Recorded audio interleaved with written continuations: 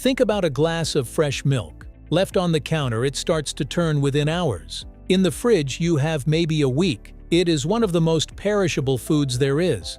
Now think about that tin of milk powder in the back of your cupboard. It has been there for months, maybe longer, and when you scoop some into water and stir, it becomes milk again. That is a genuinely strange thing if you sit with it.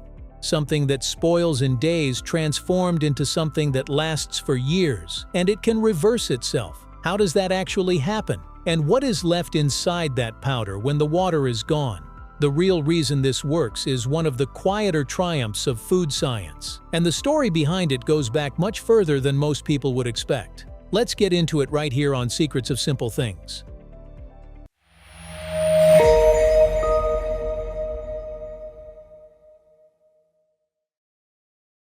It is just milk, mostly. At its core, milk powder is simply milk with one thing removed: water. That sounds almost too simple. But the implications of removing that water are surprisingly large. Fresh milk is roughly 87% water. What remains, the proteins, the fats, the sugars, the minerals, is only about 13% of what you started with.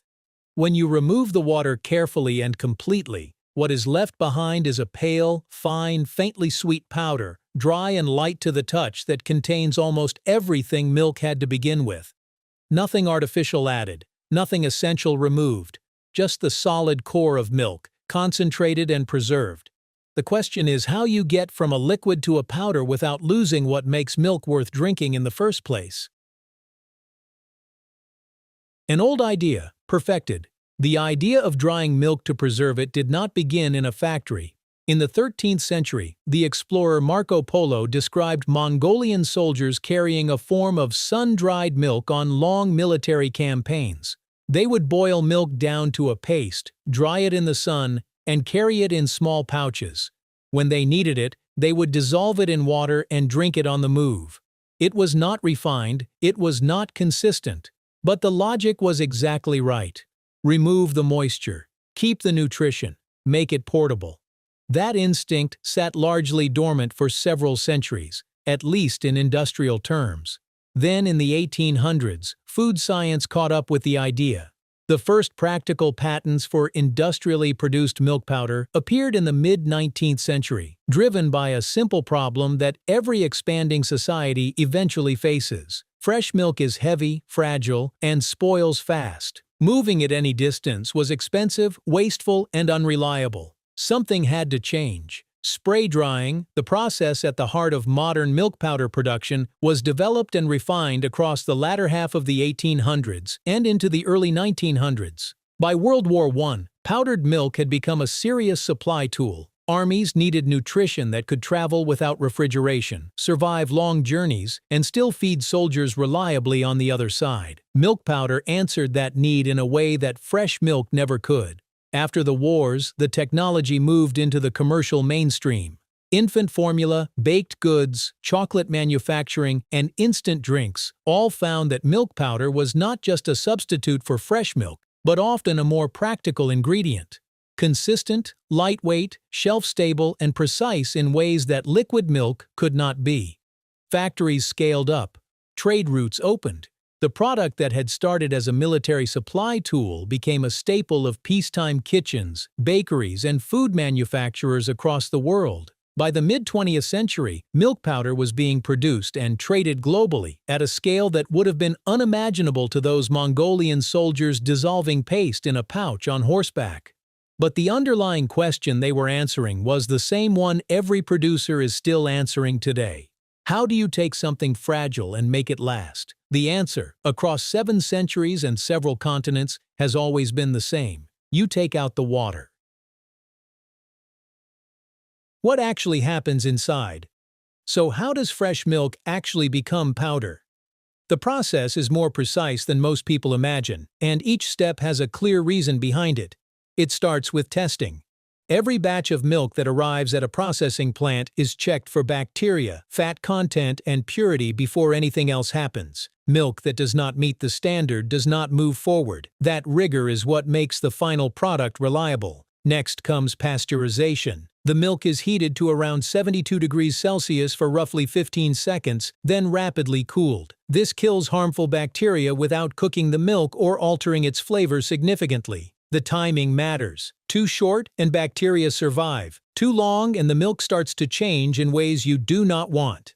Then the real transformation begins. The pasteurized milk enters an evaporation chamber, where hot air removes around 80% of its water content. What comes out is a thick, concentrated liquid, dense, reduced, already a long way from what went in.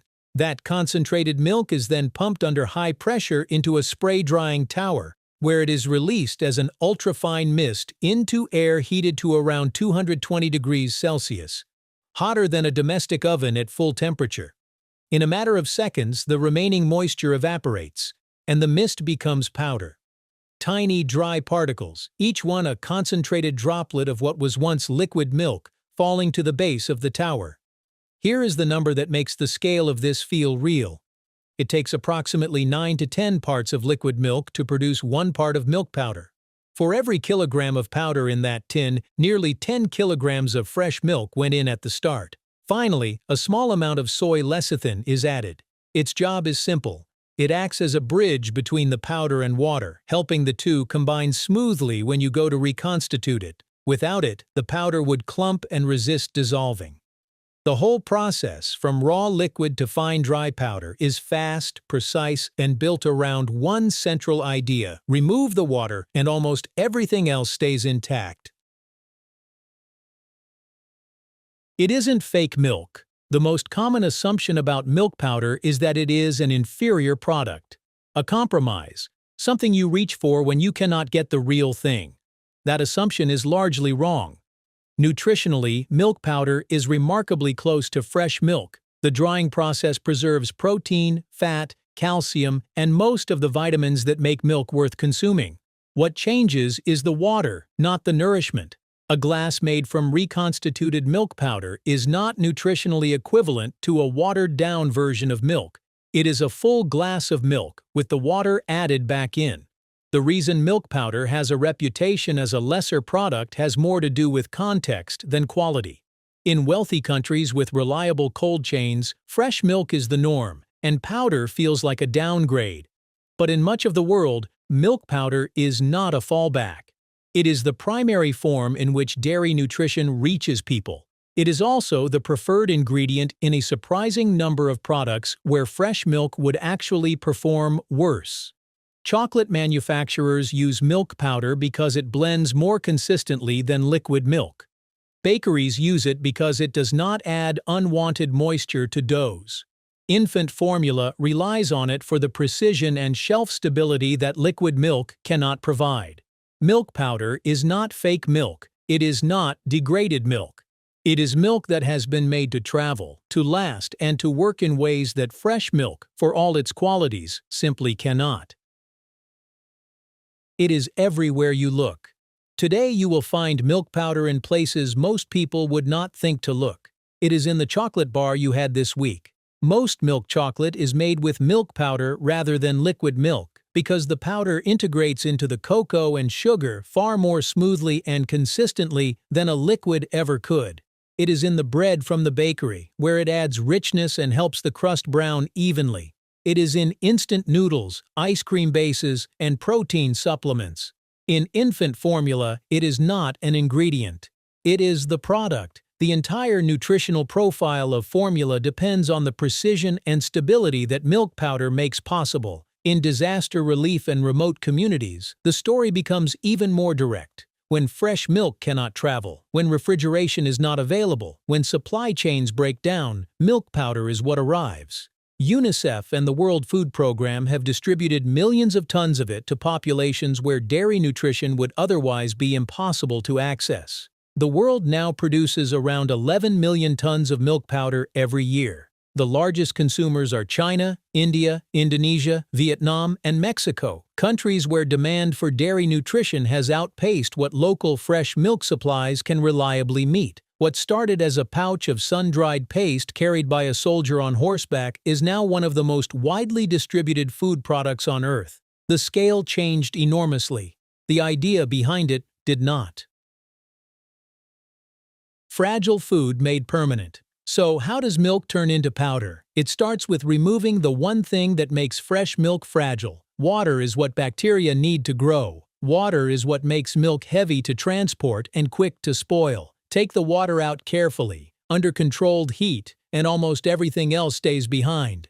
The proteins, the fats, the minerals, the nutrition. What is left is not a substitute or a compromise. It is milk, concentrated and stabilized, made small enough to cross oceans and long enough to outlast the journey. And when you add the water back, it returns. Milk powder is not fake milk. It is not a lesser version. It is what happens when humans take something fragile and figure out, very carefully, how to make it last. If this made you think differently about something you have probably walked past 100 times, let us know in the comments what everyday product you want us to explore next. We might make it our next episode. Thanks for watching. History often hides in the smallest details.